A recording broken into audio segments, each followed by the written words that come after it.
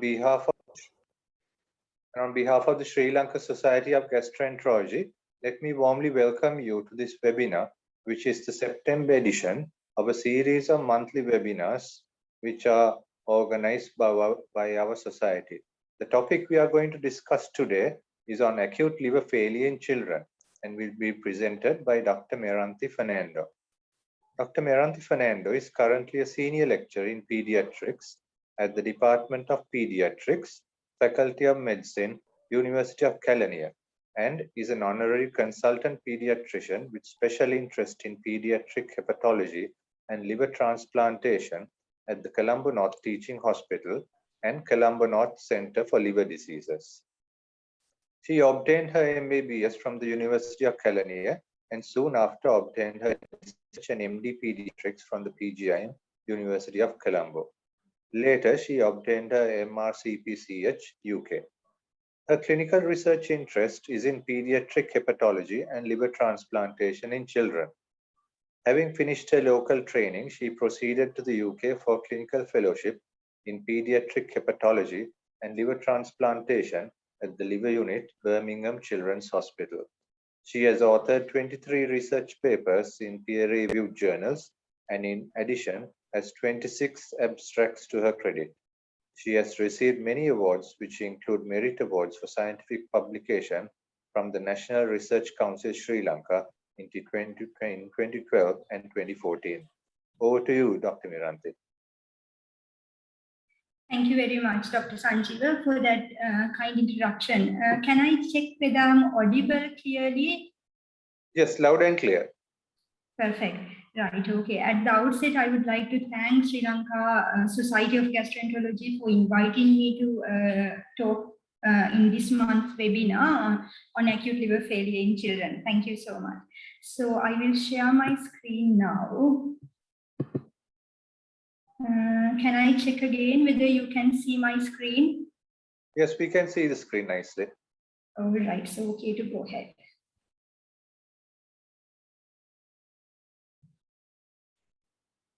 Right, okay. So, very good evening, ladies and gentlemen. So, I'll be talking on acute liver failure in children today. So, just to give you some idea, when we say children, yes, it encloses a wide range of age spectrum from a tiny baby, a neonate, to a well-grown older child or adolescent. So yes, I'll be talking on acute liver failure in this range of children, ranging from a neonate to an older child or to an adolescent. Obviously, there are changes in the way we manage hemodynamics and the way we suspect the underlying etiology and the way we treat. We'll see what are the differences when we go on, okay? Right. At the beginning, I would like to put some questions. We'll have a think about these things and we'll see how far we can go at the end of the talk. Firstly, we'll have a little think about the definition of acute liver failure and what are the primary diseases which would cause acute liver failure in children. And what would be the clinical features in children, what would be their presentation and what are the physical signs we would be checking on. And what's the role of investigations? What are our aims and are they really helpful? Finally, we'll talk about the management and outcomes.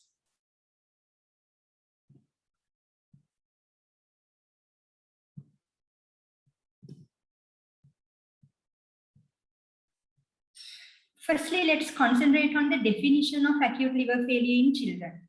I thought this is very important because when in our clinical practice, we see a child with liver disease. They would come with jaundice or they might come with abdominal pain or abdominal distension.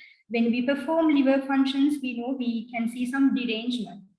But we have to have a clear idea when would we label them as acute liver failure. The reason is it's very important to label them as acute liver failure because that would determine the management. Unless we recognize them having acute liver failure, we might not be seriously thinking about it or seriously managing the child.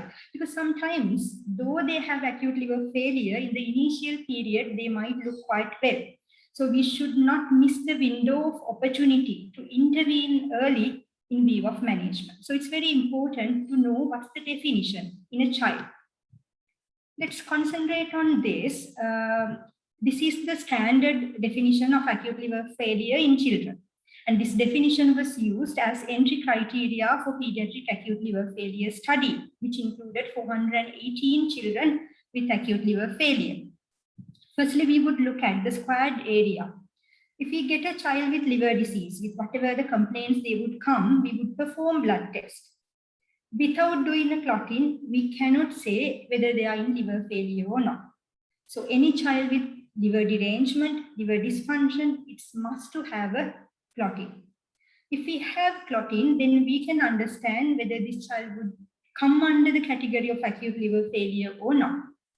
If we have prothrombin time more than 15 seconds or INR more than 1.5 with clinical encephalopathy. If you can see there is clinical evidence of encephalopathy, and if you have coagulopathy meeting this criteria, you could say this child has got acute liver failure. What about in the absence of encephalopathy? Or sometimes it's not very straightforward to detect encephalopathy in young children, especially in infants. So in the absence of encephalopathy, or you are not certain whether the child is having encephalopathy, still you could diagnose acute liver failure if the prothrombin time is more than 20 seconds or INR is more than 2, irrespective of the fact whether there is encephalopathy or not. Okay, right. So if we have this lab abnormality, we can put the child under the category of acute liver failure, provided there is no evidence of chronic liver disease, no signs of chronicity. And there is evidence of acute liver injury, which we can get from the history, examination, and biochemistry. And the coagulopathy, which is unresponsive to vitamin K. If we get a child where the INR is 3.5, and if we administer IV vitamin K and repeat the clotting in 8 hours time, and you can see clotting has normalized. So in that occasion, we cannot tell that is acute liver failure. In acute liver failure, the coagulopathy will not be corrected by IV vitamin K. Then you must be thinking, why are we giving IV vitamin K in acute liver failure? We will come to that. So basically, this is the definition. You really need to have a clotting when you categorize a child with acute liver failure. And the other key message is, in a child, you can diagnose acute liver failure in the absence of encephalopathy. What about the timing? Is it 3 months, 4 months, 6 months? Usually, acute liver failure we define within 8 weeks. If the symptomatology or the course of the illness extends between 8 weeks to 12 weeks, then we call it subacute liver failure. Usually within 8 weeks, we see the outcome, which may be good or bad. Right. So this is to give you some context about what would happen in acute liver failure. When you look at this picture, this is nothing to do with acute liver failure. This is actually a cirrhotic liver. So this is a child who carried a liver, or maybe an adult who had a cirrhotic liver. You can see shrunken liver and nodular liver. In contrast to that, this is the liver appearance in acute liver failure. You could appreciate liver is swollen and hyperine, and the color. If you do a section, this is the appearance. There are necrotic and hemorrhagic areas. And histology will show a lot of necrosis. The hallmark of acute liver failure is liver cell necrosis, which would cause acute severe hepatic loss or acute severe hepatocyte loss. So the hallmark is liver cell necrosis. This has a clinical implication actually. We will discuss in the management. Sometimes we use antifungals routinely as prophylaxis in children with acute liver failure. That is because they have liver cell necrosis, which would precipitate or put them at a higher risk of getting fungal infection. So liver cell necrosis is a key component of acute liver failure. Having talked about the definition and what would happen in the liver appearance, we will see what are the primary diseases which may present as acute liver failure. This would become clinically very important because if we see a child with liver dysfunction and then we diagnose liver failure, then we have to see what are the possible diseases. So these are the diseases we should be suspecting if you get a child with acute liver failure. Let's start with infections. Ranging from neonate to an older child, there are various organisms or microbiological agents who would cause acute liver failure, mainly viruses. I would start from the top. Herpes simplex virus, very important. It's a common cause of acute liver failure in neonates. I have made in red to highlight the causes which are predominant in neonates. So HSV is a common cause for acute liver failure in neonates. And it's very important to consider HSV as a possibility of acute liver failure early. The reason is HSV-induced acute liver failure carries very high mortality. Very high mortality. Unfortunately, we can't perform liver transplantation when the child has viremia. So unless you commence the baby on IV acyclovir as early as possible, which would be life-saving, there is a high chance of death. It's always okay to start IV acyclovir if you have a suspicion, where if the suspicion goes off, you can always omit it. But the advantages are more in consideration it early. Enterovirus. It's again very important. I think we diagnose enterovirus a lot in Western countries, but not in our part of the world because we do not have the diagnostics. However, that does exist. Parvovirus, adenovirus, and traditional hepatitis viruses. Hepatitis B is a cause of neonatal acute liver failure. However, it has come down with the effective vaccination nowadays. And to mention a word about hepatitis E, that is a virus which would cause acute liver failure, especially in liver transplant patients following the transplant. If they eat uncooked or barbecue pork, sometimes there's a high risk of getting hepatitis E, especially in post-liver transplant patients. Dengue, Epstein-Barr viral infections, cytomegaloviral viral infections, we all know that could cause acute liver failure. What about COVID-19? There are cases which had been reported about COVID-19 and liver cell injury, but not overt acute liver failure. So we are yet to see the literature about COVID-19 and acute liver failure. Leptospirosis and other organisms, any bacteria, again, other organisms can cause acute liver failure, but these are the main organisms we have to consider. What about drug-induced liver injury? Again, a common etiology. We all know paracetamol or acetaminophen, a well-known cause of acute liver failure.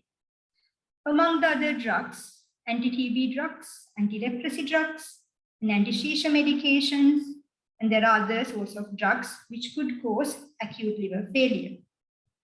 I would like to mention a word about sodium valproate that has got an interesting relationship with the liver actually.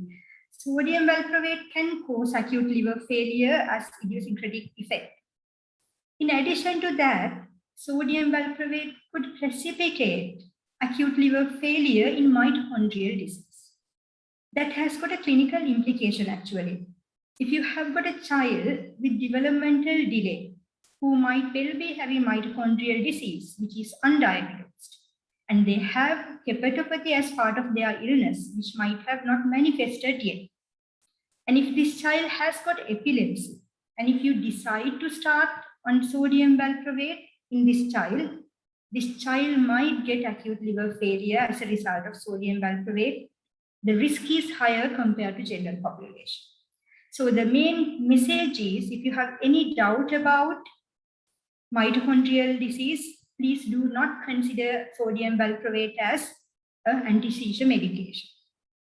Apart from that, sodium valproate is known to precipitate Ray's syndrome in addition to aspirin. Ray's syndrome is a syndrome where you get coagulopathy, hypoglycemia, and encephalopathy. And acute liver failure, which is a bit less common nowadays, however, it could precipitate. What about metabolic liver disease? This is again an interesting group of disorders, which we increasingly identify in children nowadays with the availability of advanced diagnostics and genetics. Wilson disease, it would come under metabolic liver diseases, however, quite common. in older children and adolescents. It exhibits a various spectrum of liver presentations. Wilson disease can present with acute liver failure, acute on chronic liver failure, decompensated chronic liver disease, just hepatitis, or it could just present as incidental detection of transaminitis. So yes, it would come as acute liver failure. Tyrosinemia type 1 and galactosemia. Galactosemia is very important. The natural history of galactosemia is usually they would present around 7 to 10 days of life. A term baby who is born normally discharged home presents on day 7 or day 10 with an intracranial hemorrhage and coagulopathy. And when you check the bloods, the child is in acute liver failure. So we have to suspect galactosemia. There may be consanguinity in the history. The first step to do if you suspect galactosemia is to stop breastfeeding. Stop breastfeeding and suspect E. coli sepsis. They are more likely to get E. coli sepsis as well. Fatty acid oxidation defects, urea cycle disorders may present as acute liver failure. Hereditary fructose intolerance and PFIC type 2 or BACP deficiency. There are cases reported as acute liver failure. Mitochondrial disease, again a well-known cause, present as acute liver failure, Ray's syndrome, and Meranthi type C. So those are the common metabolic disorders among acute liver failure, and you can see some of them would occur or present in neonatal period, which are highlighted in red. Let's look at the other etiologies. Autoimmune hepatitis, a known cause for acute liver failure. Gestational alloimmune liver disease, previously known as neonatal hemochromatosis. The new terminology is gestational alloimmune liver disease or GALD. It's very important to suspect GALD. The reason is GALD has got a kind of a worse prognosis or poor prognosis. Yes, we have some therapeutic options if you suspect GALD, like exchange transfusion or IVIG. However, the anticipated outcomes are not really good. So you have to escalate them early for liver transplantation. So transplant-free survival is quite less in GALD. And it's very important to diagnose GALD in other means, because if you diagnose GALD in this baby, there are special precautions to be taken in the mother in the next pregnancy to avoid GALD, because that's an alloimmune process where the damage to the liver occurs in utero. So there are certain measures which we can take as preventive measures in the next pregnancy during the antenatal period. So it's very important to look for these causes. HLH, hemophagocytic lymphohistiocytosis, may present as acute liver failure. Recurrent acute liver failure syndrome, again a unique entity which came into existence in the last decade. And you can see this publication, and there are several publications which had come through. There were children who came with the picture of acute liver failure recurrently. So then the teams in specialized units, they started investigating in view of genetics. Can we find a name for this disease? They come with acute liver failure. When we give supportive care, they improve. So when they looked at the genetics, they were able to isolate some mutations, and one is NBAS mutation. And there's another mutation called LAS mutation, which are associated with recurrent acute liver failure syndrome. And usually they do not need liver transplant if you suspect recurrent acute liver failure syndrome. And usually they can be managed conservatively with lipid infusions. And they have found out they are beneficial. Lipid infusions can be used in the management. And you can prevent them getting transplant. The challenge would be if they come with the first episode. Though it's recurrent acute liver failure syndrome, they would come with the first episode and they have to survive the first episode. So it's important to consider. What about malignancy? Yes, malignancy, again, hepatoblastomas occupying the entire liver can cause acute liver failure. And apart from that, leukemia causing hepatitis and acute liver failure is again known. Hemangioma or AV malformations, can they cause acute liver failure, and how can they cause acute liver failure? I have come across few cases where young children had hemangiomas and AV malformations occupying the entire liver, and they did not have any liver mass to sustain liver synthetic functions. And obviously they went into acute liver failure in early neonatal period, requiring liver transplant. So it's very important to perform ultrasound scan and then subsequent imaging to find out these etiologies. And then indeterminate and seronegative hepatitis. That is again a difficult entity.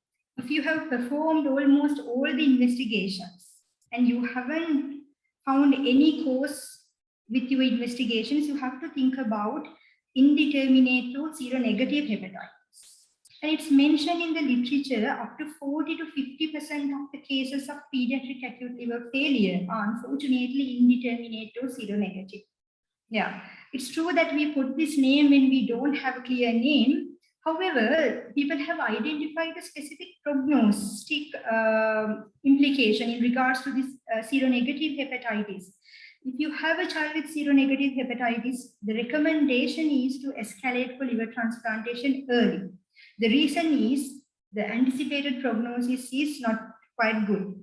One reason may be self-explanatory because you don't have an etiology, so you can't treat it. So that may be one of the reasons.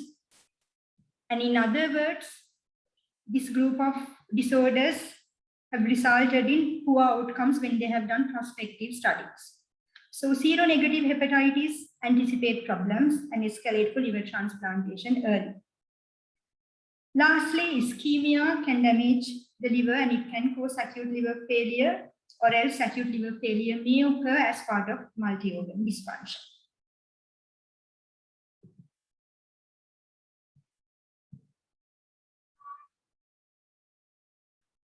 Having gone through the possible diseases which can cause acute liver failure in children, this is to give you some context actually. This is again from the pediatric acute liver failure study group or study registry, where they have studied 418 children who had acute liver failure. And if you could appreciate, though it's small in font, the largest group had been paracetamol and indeterminate, paracetamol overdose and indeterminate causes. And if you look at the rest of the causes, you can see infections, the ones we have discussed already. And the next interesting group would be the metabolic liver disease. And you could see the spectrum of metabolic disorders which had presented with acute liver failure. Let's now look at the clinical features. So far, we have gone through the definition of acute liver failure. What are the primary diseases which would present as acute liver failure? And now we will look at what are the clinical features, what are the important things in the history we have to ask the child or the parents. They will have a history of jaundice and CNS manifestations like drowsiness, behavioral changes, abdominal distension, bleeding tendency. Obviously, these are related to the liver dysfunction. Apart from that, shall we have a look at what are the things we can ask in view of etiology? Consanguinity important in view of metabolic liver disease and previous acute liver failure episodes, especially in recurrent acute liver failure syndrome, sibling or family deaths, travel history, cholestasis in pregnancy, important, especially in progressive familial intrahepatic cholestasis, where the mother would get cholestasis in infants, cholestasis in pregnancy, where the baby was in utero, which is giving rise to liver dysfunction in the mother. And transfusion of blood products might indicate hepatitis B infection. Drug history, very important, especially if you don't have a reason. You have to dig into the drug history. Sometimes they might not tell you at the first encounter that the child had been taking some medications. So you might have to dig into that history repeatedly. And development is important, especially in the context of the multisystemic disorders like Meranthi type C, mitochondrial disorders. It's quite important. What are the things we would look at in the examination? Sensorium, GCA is important in view of encephalopathy, the level of jaundice, and the jaundice may be partly due to liver dysfunction and sometimes may be due to hemolysis. especially in autoimmune liver disease and Wilson disease. Looking at cave rings, if it is visible for naked eye, cataracts in galactosemia, microcephaly, again in galactosemia, halo, Wilson disease and autoimmune liver disease, you can get anemia, bruises which would indicate the level of coagulopathy, skin rashes, especially vesicular rash in herpes infection, fetal hepaticus which would indicate the liver damage, again flapping tremors or asterixis, hepatomegaly, splenomegaly will give you some clues, and ascites. Ascites could occur in the context of acute liver failure. If there is a significant synthetic dysfunction and cell damage, you can get ascites. And at the same time, it's important to look at the signs of chronicity because it's very important to identify whether this is truly acute liver failure or is this acute on chronic liver failure, because sometimes management strategies and other things are different.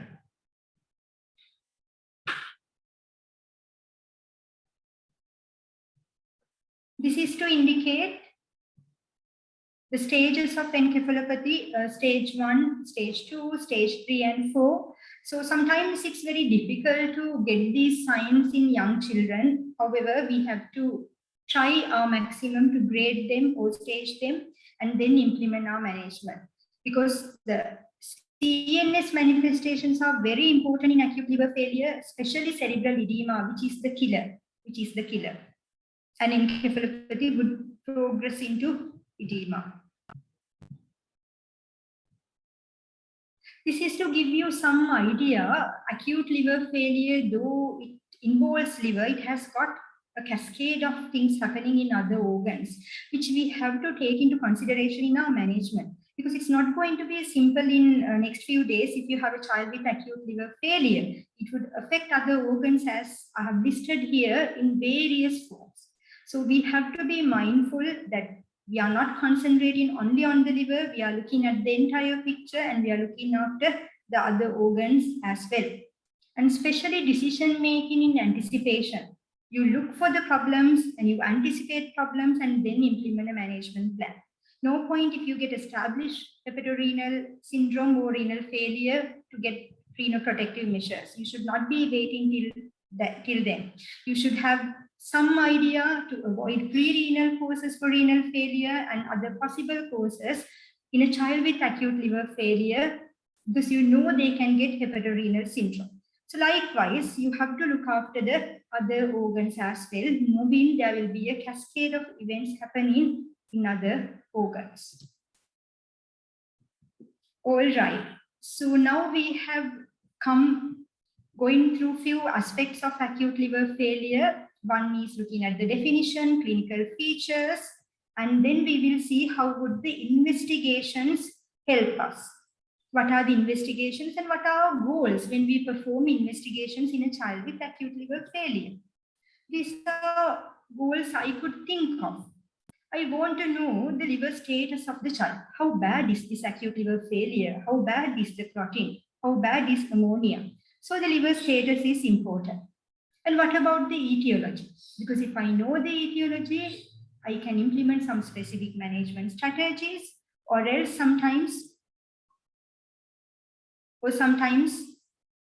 we can escalate it early for liver transplantation. And complications. Again, we would perform investigations to look for complications. And lastly, but importantly, transplant workup. The reason to mention transplant workup here is you might not have much time to play with a child with acute liver failure. So if you think this child is not going in the right direction, we might have to escalate into liver transplant. We should not wait. We should simultaneously start the liver transplant workup. Because that's very important. No harm you starting liver transplant workup and having a chat with the liver transplant unit. The reason is because you can always wait without doing liver transplant. However, if you are late without having your workup ready, you can't offer the best care to the child. So it's very important you consider liver transplant early and perform liver transplant workup and keep everything ready. If you happen to do it, you will go ahead. Otherwise, we are very happy that we have avoided liver transplant. So these are the main goals we would have in our mind when we have a child with acute liver failure and when we plan our investigations.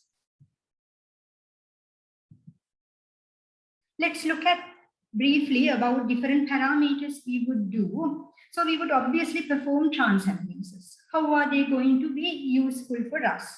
So transaminases, usually the transaminases are significantly high in viral hepatitis or in autoimmune hepatitis. However, or else in paracetamol overdose, obviously, the drug-induced liver disease. In other etiologies like metabolic liver disease and Wilson disease, sometimes the transaminases may be near normal.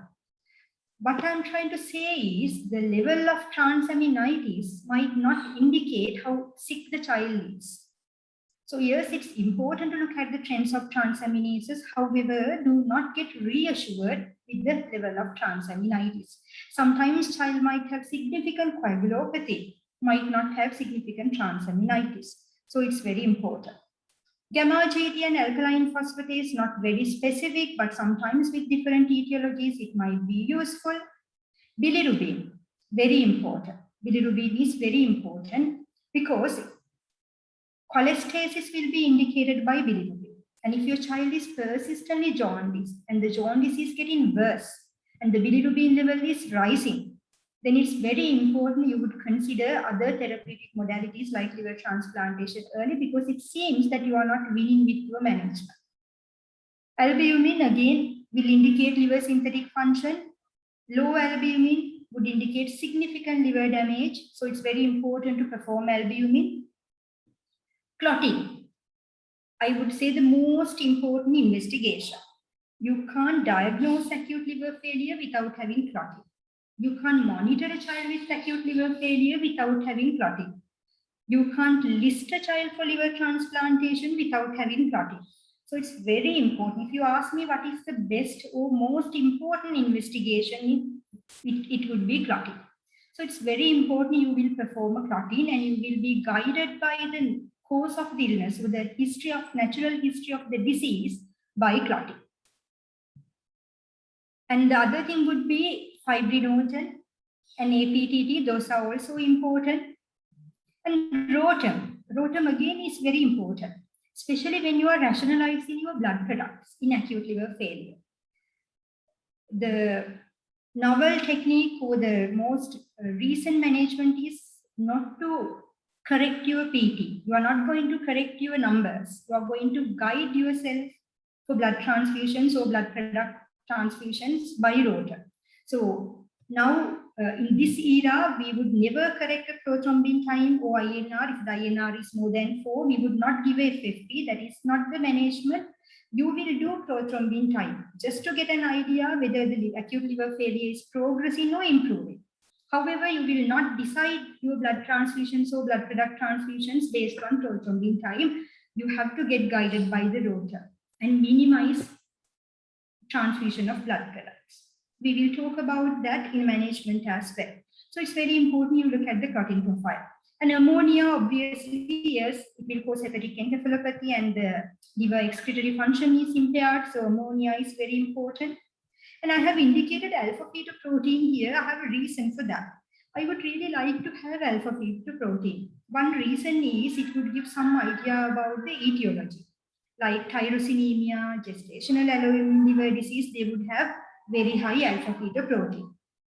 Apart from that, alpha-fetoprotein would indicate liver recovery sometimes. If I have a child with paracetamol overdose whose clotting is improving and transaminases are coming down, however, alpha-fetoprotein is rising, I would be happy. I would not be unhappy. I would be happy because child is clinically improving, transaminases are coming down, clotting is improving. So alpha-fetoprotein would rise, which would indicate liver regeneration. So that's very useful in the clinical setup.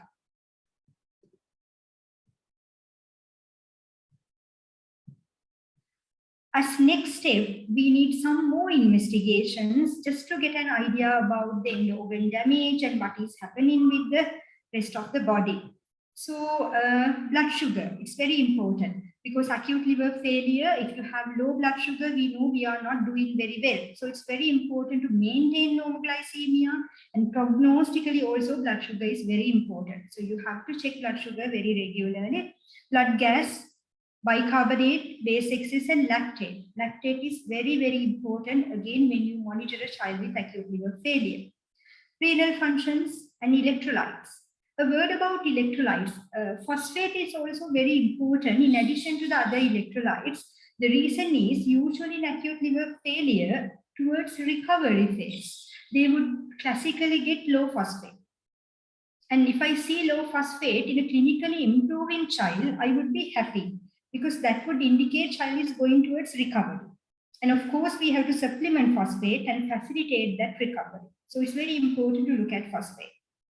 EEG and CT brain may be required, especially EEG to monitor cerebral function and the electrical activity in vivo of hepatic encephalopathy. And other investigations to look for septic screen as well as chest X-ray if you have any doubt about the lungs. And again, obviously DT is needed in case of a bleeding. You have to be ready with blood products. In vivo sepsis, acute liver failure, we routinely use prophylactic antimicrobials, antibiotics, antifungals, and sometimes antivirals. And on the other hand, as I have mentioned earlier, there will be liver necrosis, liver cell necrosis in acute liver failure. So there's a secondary likelihood of getting infections as well, especially fungal infections in the context of acute liver failure. So it's very important you look at the septic screen, you monitor CRP, and you cover the child with a broad spectrum antimicrobial. Now let's look at why it is important to look for the cause. Look for the cause of acute liver failure. Yeah, it's very important to know the cause due to many reasons actually, but if we look at the main reasons, it would help us to implement disease-specific management. If you identify Wilson disease, you could start copper chelators early. And if you identify autoimmune liver disease, then again you can start steroids early, which may prevent the child requiring liver transplant. So it's very important on day one itself, we take a very speedy attempt to diagnose what this acute liver failure is due to, because it's very important to treat the specific disease, which may prevent liver transplant, which is good. And it's helpful to predict the prognosis as well. As I mentioned earlier, if you have a child with paracetamol overdose causing acute liver failure, we know we have N-acetylcysteine, and usually the liver would regenerate.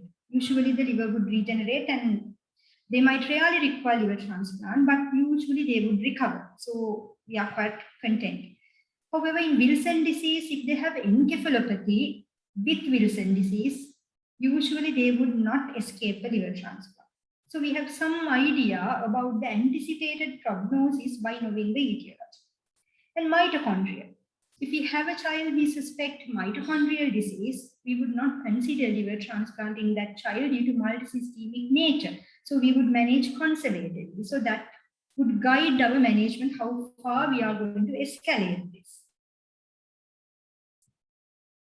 And then early escalation for liver transplantation, again, as I have mentioned earlier, seronegative hepatitis. We know if we have a child with seronegative hepatitis, we are not going to escape transplant mostly. So we would start our workup early and have a chat with the transplant unit and decide on liver transplantation. And future pregnancies, it has got implications on future pregnancies as well. If the disease is gestational alloimmune liver disease, it's very important. Even if we can't save this child, it's very important you make a diagnosis, because in subsequent pregnancies, there are special regimens we would implement to that particular mother in antenatal period to prevent liver damage due to gestational alloimmune liver disease. So it's very important that we make an attempt to diagnose this. And metabolic liver disease, again, we can do genetic counseling and we can plan things ahead from day one. in next pregnancy. This is one example if we know the etiology where it will help us to guide through our management. So this is modified King score or new Wilson index, King's-Wilson index. This score helps us to identify a child who would need liver transplant when the child is having acute presentation or acute liver failure. So we put all these parameters, and if the score is more than 11, we can confidently say we would like to this child for liver transplant urgently. The challenge comes if you diagnose Wilson disease, we know it's a disease which can be treatable. So then you have a diagnostic dilemma. Should I be using my copper chelators and should I be waiting, or should I escalate this child for liver transplantation? Because we know some children, though they present with acute presentations in Wilson disease, we can rescue them without going ahead with liver transplantation. So sometimes it's a difficult decision whether to wait with chelation or to go ahead with liver transplant. So this is very useful for you to justify your decision and to be confident in what you do. If the score is more than 11, you know that's a high likelihood of this child dying without transplant. So we would escalate. We would not wait with copper chelators. And the other thing is, one experience I have is usually in Wilson disease, if they have encephalopathy and acute presentation, and they are very unlikely to be rescued with chelation, but it may occur, but usually it's less likely. Okay. So now we have looked at the general investigation, how are they going to be helpful, and why it is important looking for underlying etiology. So this is to give some insight about specific investigations and the diseases when we do our investigations. If we suspect infections, we have to do respective infective screening. Paracetamol or other drugs, we have to do drug levels. Autoimmune liver disease, again immunoglobulin, autoantibodies and liver biopsy. Autoimmune liver disease, it's a must to have liver biopsy if you have expertise and the infrastructure to do in the setup of acute liver failure. Wilson disease, ceruloplasmin, serum copper, eye assessment, urinary copper, liver biopsy, and genetics. And I would like to mention a word about genetics. In pediatric hepatology and pediatric liver diseases, most of the diseases other than biliary atresia have got a genetic background, and we have identified genetic mutations. So we really advocate getting a genetic diagnosis for these disorders. You might not get a genetic diagnosis overnight, that's okay. Still, it's very important. You take a blood sample, EDTA sample, and you send it for genetics. If the situation is unfortunate, if this child dies, still if you get the results, that would help for future pregnancies and genetic counseling and other things. And you have made a diagnosis which would give you some insight for management of other children in the future. So always as pediatricians, we should make an attempt to diagnose these conditions genetically. And it's very important before giving blood transfusions or blood products, we take an EDTA sample for genetics where we can send it later. And other metabolic disorders, it's important to do ammonia. Sometimes ammonia would be out of proportionately high in metabolic liver disease, especially in urea cycle disorders. And amino acids, organic acids, and all the other metabolic screening is important. Gestational alloimmune liver disease, yes, ferritin is important. It will be high. Alpha-fetoprotein will be high. Lip biopsy of the lip to get some minor salivary glands, and then we can demonstrate the deposition of the iron in gestational alloimmune liver disease. And T2 MRI of the liver and other abdominal organs, where you have to demonstrate actually the extrahepatic deposition of the iron rather than the liver. The other organs like pancreas and all, we have to demonstrate that there is iron deposition in other organs other than the liver. So T2 MRI of the abdomen would be helpful. Mitochondrial disease, it's important to do lactate and MR spectroscopy, muscle biopsy, and genetics, depending on the situation. There is a category of acute liver failure where you get indeterminate hepatitis with aplastic anemia. Or sometimes in HLH also, bone marrow biopsy is useful. So in these two occasions, bone marrow biopsy is indicated. Imaging. What's the role of imaging? It is useful as a baseline looking at the liver echogenicity, signs of chronicity, just to differentiate whether this is true acute liver failure. Ascites, looking for etiologies like vascular lesions and malignancy, and to guide the liver biopsy, especially because nowadays we do perform liver biopsy with the help of the interventional radiologist, giving the best care to the child, best possible opportunity for the child to undergo liver biopsy with minimal complications. So ultrasound scan would guide the interventional radiologist to do the liver biopsy, especially in a difficult setup in acute liver failure. And this may be part of the transplant workup.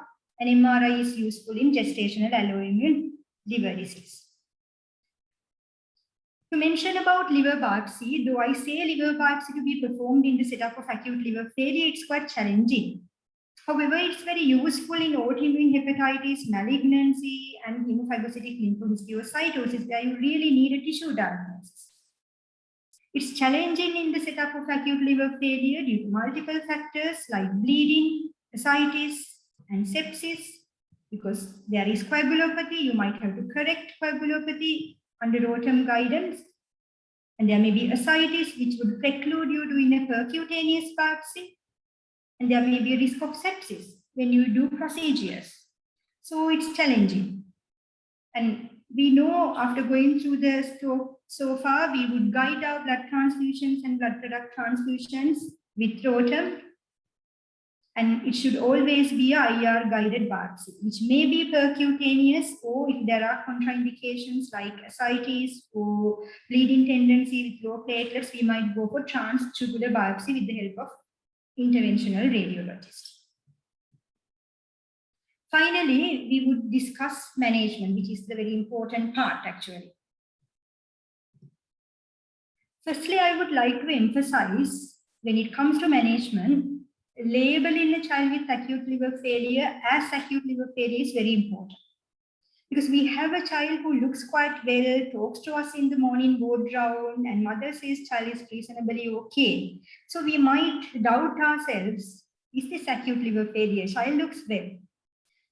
No, if the parameters indicate if this goes by the definition, we would label the child as acute liver failure. Otherwise, that seriousness would not come into our mind to implement the specific management, which would be dangerous because we might try to do everything when the child gets worse, which is not the right thing. So we have to label a child with liver dysfunction as acute liver failure if the child meets the criteria in the definition. That's very important. And then we'll concentrate on this. So this pediatric acute liver failure study group also had mentioned it's very important to liaise with the liver transplant unit early, just to have a chat with them, maybe to get some guidance for management, as well as to notify them that there's a child like this, because child might need liver transplant sooner rather than later. So it's very important. And what about the other aspects of the management? Child should be managed in ICU setup or HDU setup. IV access is very important, because if you think this is a child where IV access is very difficult, it's very good to get good IV access with a central line early rather than later when the coagulopathy becomes worse. So it's very important to plan these things.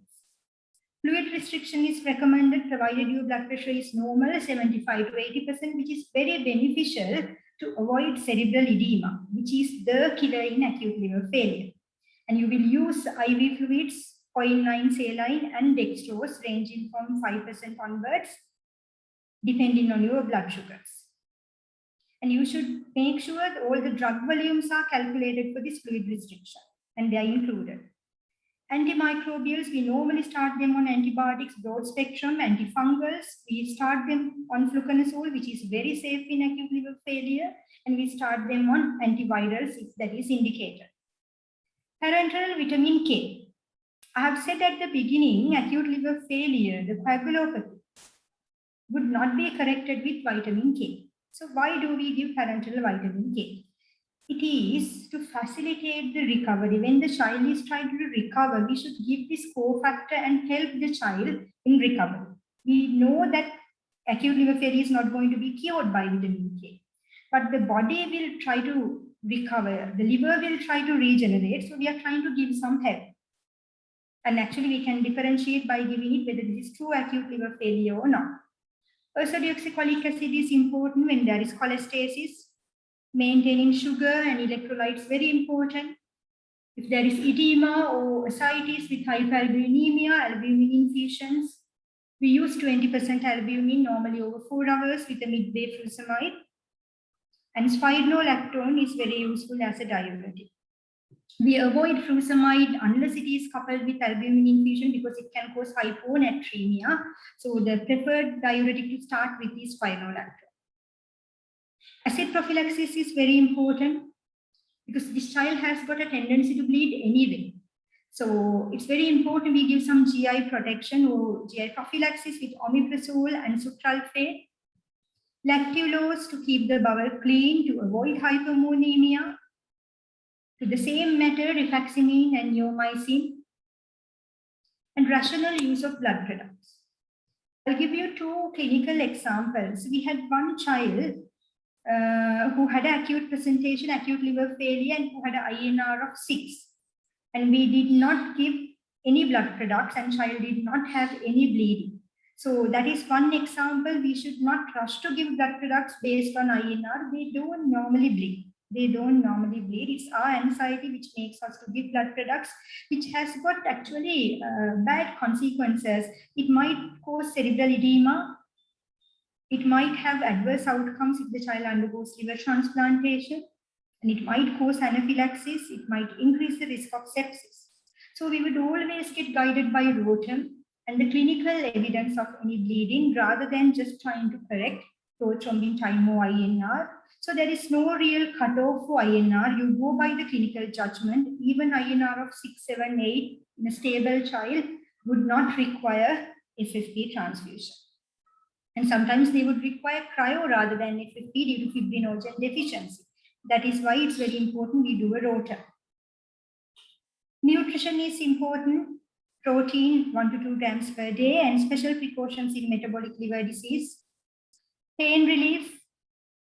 We have to avoid sedation because it can worsen encephalopathy unless it's really needed.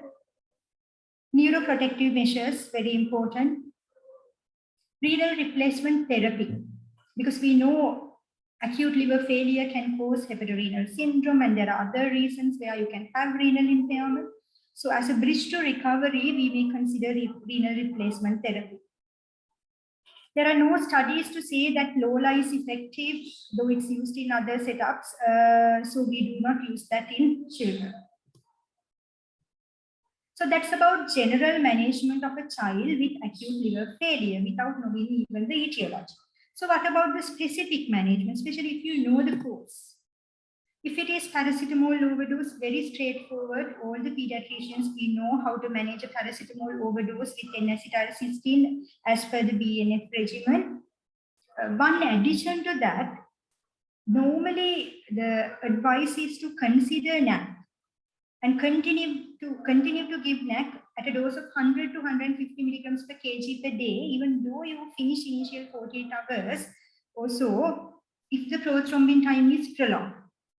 And how would we make a decision to stop NAC? That's the difficult part sometimes. You will get guided by the prothrombin time, not by the transaminases. If the prothrombin time is less than 16 seconds, then you can safely stop NAC. Till then, you would continue NAC at this dose. So transaminases would not guide duration of NAC, but PT would. This is just to give you some insight from evidence. So this study had looked at the role of N-acetylcysteine in the treatment of acute non-acetaminophen, non-alcoholic, non-viral hepatitis. So what were the findings? So it had concluded NAC does not improve overall survival or the rate of infection in patients with acute non-paracetamol poisoning liver failure. In fact, it may delay the liver transplantation. This is one reason why liver transplant centers, they don't advocate this using of NAC, because it might delay the escalation into liver transplantation. This is another study which had given some idea about efficacy and safety of NAC. We look at what they have said. they have said something different. They have said NAC was shown to significantly improve transplant-free survival in adult patients. But there are no significant or statistically important data in children. So for the time being, no evidence to say NAC is useful in non-paracetamol overdose-related acute liver failure. However, it may be individual clinical decision. This is another study. Again, they have said NAC had been beneficial. So there are conflicting data which had come through. More insight about specific management. If we have these specific etiologies, we can implement these specific management strategies, which we already know. So it's very important we look through the course. Finally, it's very important to monitor these children carefully. So how frequently and what should we monitor? Vital parameters, we should monitor 1 hourly. Urine output, our target is to maintain more than 0.5 milliliters per kg per hour. Neuro observations, very important. Temperature, 6 hourly, because sometimes hypothermia and maintaining normothermia is important. In vivo fasciitis, measuring weight daily is important, and cerebral function monitoring. What about blood investigations? We should do blood sugar, clotting, and a blood gas 8 hourly, and other liver bloods and full blood count at least twice a day. I wanted to emphasize CNS manifestations in acute liver failure because that is the killer in acute liver failure, not coagulopathy, though we think it is the killer. So we know we don't need encephalopathy to diagnose acute liver failure. So there may be a child who doesn't have encephalopathy at the beginning. And we know these are the grades we have to look if we suspect encephalopathy. And adding a little bit into that, you will need ammonia if that is available, and baseline EEG and cerebral function monitoring. CT brain is useful to identify cerebral edema. And all these neuroprotective measures are very important because our main focus about the killer, which is cerebral edema, should be very, very thorough. Because we always consider coagulopathy, bleeding, and we are very scared about bleeding, but it's doubtful whether we put enough attention into these neurological manifestations of acute liver failure. So I wanted to highlight these all neuroprotective measures and early escalation to liver transplant in view of neurological manifestations. Because if the child goes into significant encephalopathy, child might become untransplantable. Child might become unsuitable candidate for liver transplant. So it's quite sad. That's why we need to detect this early. And severe cerebral edema again will preclude liver transplant, unfortunately. A word about plasma exchange. Is there a place for plasma exchange in acute liver failure? Yes, especially where you don't have liver transplant in-house or in your country. In other countries, at the moment we have a program, so we can use plasma exchange as a bridge for liver transplantation, or if you don't have facility to do liver transplantation. So we have to get our intensivist as well as transfusion medicine consultants when we plan plasma exchange. What's the evidence? Yeah. So this is again some data which is telling therapeutic plasma exchange can act as a bridge to liver transplant or bridge to recovery, especially in self-limiting illnesses such as viral hepatitis. And this article has again emphasized plasma exchange for more than 6 times probably offers little benefit with regard to patient survival if liver transplantation is not performed promptly. So basically, in conclusion, what we understand is plasma exchange is useful. It sometimes serves as a bridge to transplantation or might facilitate recovery. However, if you have the facilities to do liver transplantation, we should not waste our time with plasma exchange. We should escalate for liver transplantation. That is what this evidence concludes. Finally, these are the warning signs if you have a child with acute liver failure. If you have a child whose liver functions, coagulopathy is getting worsened, and the transaminases are coming down, but the clotting is getting prolonged, so we would be unhappy. And persistent or worsening of jaundice, cholestasis, again a bad marker.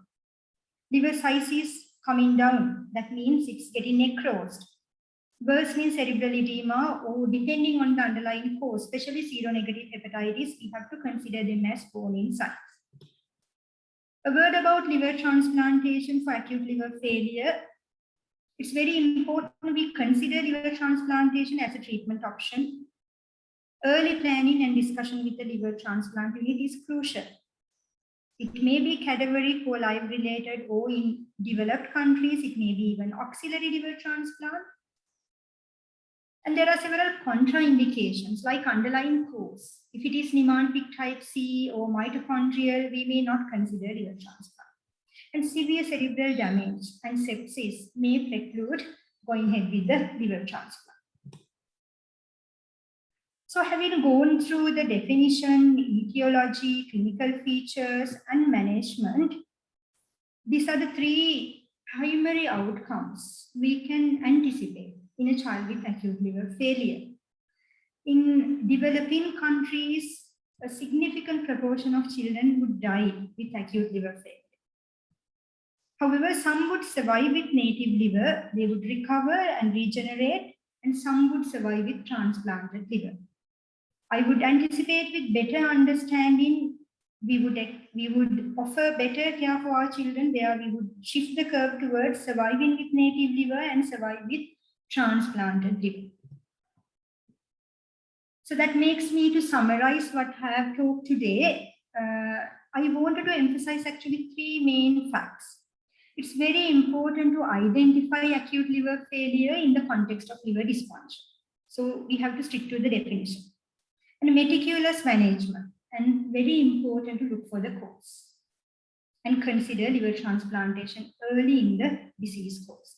These are main key messages I want you to take home. Thank you very much for your patient listening, and thank you for joining today. Thank you, Dr. Meranthi, for that very informative and comprehensive lecture on this topic, which is very important for us as gastroenterologists, since although most of us have not done any pediatrics after our medical student days, we get often referrals for these patients. If you have time, we have few questions. Sure. That be okay? Yeah. Yeah, that should be fine. Yeah. So one question is on use of sodium benzoate in acute hepatic encephalopathy. Do you have any experience? Yeah, thank you for that question. You can hear me clearly now. Yeah, we can hear. Yeah, yes, there is a place to answer to that question. If there is significant hypermonemia, especially in the context of metabolic liver disease, you would say urea cycle disorders, they would have very high ammonia, sometimes out of proportion to hepatic encephalopathy compared to any other etiology. So in those scenarios, there is a place for sodium benzoate, arginine infusions, and other measures which would make the ammonia coming down. And plain and simple hepatic encephalopathy, in the absence of metabolic liver disease, still there is a place. Yes. And what's your opinion on copper chelation during acute liver failure? Some are reluctant to use it there because they are afraid that it might worsen the acute liver failure. In our setting where we don't have much access to liver transplantation, what's your opinion? I would say that is very safe, because what is not safe is sometimes steroids. Because usually in acute liver failure, if it is due to autoimmune liver disease, still we are reluctant to start steroids. That child is having secondary sepsis. But in contrast to that, in Wilson disease, copper chelation is very safe. The only worry is worsening of neurological features, but it would never worsen the coagulopathy or acute liver failure. Being a treatable disease, it's very important we would start copper chelation early. So I would not have any reservations for that. I would strongly recommend to start copper chelation. And what would you recommend as pain relief and for temperature control in acute liver failure? Yeah, pain relief, we can use paracetamol. Usually we go for a slightly lower dose, like 10 milligrams per kg per dose instead of 15 milligrams per kg per dose, which we use normally. And if the child is very distressed and restless, if we really have to use sedation, we have to avoid benzodiazepines. What is relatively safe is fentanyl rather than midazolam and other medications. Fentanyl is relatively safe. And if you feel it's very difficult to manage without sedation, then we may go ahead with intubation and neuroprotective ventilation and then sedation. Yeah, because the body is cerebral edema and worsening encephalopathy with sedation. It should be used, but yeah, in a reserved approach. And can you advise on us on any place that we can get genetics tests in Sri Lanka? With regard to this? Yes, targeted genetic mutational analysis is offered by chemical pathology lab in Lady Ridgeway Hospital for certain diseases. You have to coordinate with Dr. Iresha Jasinger, madam. So it's offered free of charge. So it's very useful. One reservation is it offers targeted mutation analysis, so kind of a small pool of genetic mutations as far as I understand. What is now recommended in the current era is whole exome sequencing. So nowadays we don't look at targeted mutations because sometimes rare genetic disorders you can't really say, look for this particular mutation. If I suspect Wilson disease, I can say, please look at ATP7B gene. But if I have a wide spectrum of differential diagnosis, sometimes it's difficult for me to say, look at this gene. So in that case, I would require whole exome sequencing. So at the moment in Sri Lanka, there is no place where you can get whole exome sequencing for free of charge. However, I have had some partnership with a laboratory in Colombo. I would not mention the name in view of conflicts of interest. So if you want to get it done, you can have a chat with me because they do offer it for a concessionary price for our unit. So I can arrange whole exome sequencing through our unit for a reasonable price. Yeah. And what about using anticoagulation in patients with acute liver failure when they have a portal vein thrombosis and hepatic vein thrombosis? Would you go ahead with anticoagulation? It's kind of a balanced decision. It's not really common in pediatric practice, I would say. It's not, maybe in adults with the other comorbidities and other things. It's quite uncommon in children, I would say. If it happens, again, we have to balance the risk and benefit. We can use, because the liver failure would cause decrease in clotting factors as well as anti-clotting factors. So we have to balance it with the ROTEM and use. It's not absolute contraindication. However, it's very uncommon, but we can use depending on circumstances. And you even using NAC in Ray's syndrome? Yes, again, it is not proven. However, I would not really discourage using it because the mechanism of action, if you think about NAC, is increasing glutathione and then it helps the liver for recovery. And especially if we don't have liver transplant, which is happening soon, sometimes you have a patient, you don't have a donor to transplant. So in that kind of a setup, if you are desperate and if you have a child with Ray's syndrome, I would support, though there is no evidence. Evidence might come in the future, but sometimes we are desperate. We can't really get the evidence from a Western country where they have in-house liver transplantation. So there is no contraindication. However, we have to be mindful NAC will have adverse effects like anaphylaxis. But if you are giving NAC, that has to be intravenous. There is no place for oral NAC, that I would like to say. And in Ray's syndrome, it's always important to look for the precipitant like aspirin, varicella infection, or sodium valproate and get rid of the precipitant.